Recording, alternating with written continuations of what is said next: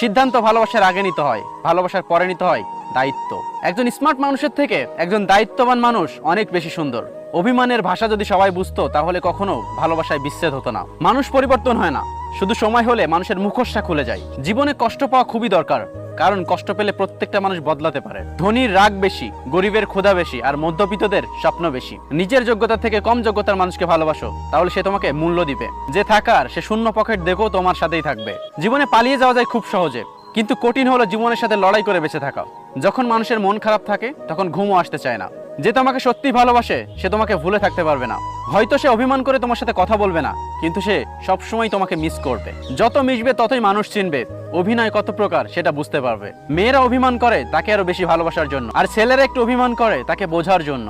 মানুষ চেনা শুরু হলে বন্ধুর সংখ্যা এমনিতেই কমে যায়, অবাক হওয়ার কিছু নেই। ওয়াইফকে চেনা যায় স্বামীর দারিদ্রতায়, আর স্বামীকে চেনা যায় ওয়াইফের অসুস্থতায়। ধোঁকা একজন দেয়, কিন্তু বিশ্বাস সবার পর থেকে উঠে যায়।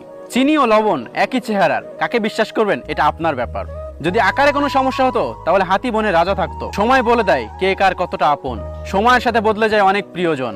মানুষের শরীরের সবচেয়ে সুন্দর অংশ হলো মন, সেটাই যদি নোংরা হয় সুন্দর চেহারা দেখিয়ে হবে। সবার সাথে কথা বলতে ভালো লাগে না, কিন্তু যার সাথে কথা বলতে ভালো লাগে সেই বোঝে না। মেয়ের ভবিষ্যৎ কেমন কাটবে সেটা টাকার উপর নির্ভর করে না, সেটা নির্ভর করে স্বামীর উপর। মিস করার প্রতিটা মুহূর্ত যে কত কষ্টের সেটা কেউ বুঝবে না। যে কাউকে সত্যি মিস করে সেই একমাত্র বুঝবে। প্রতিটি মুহূর্তে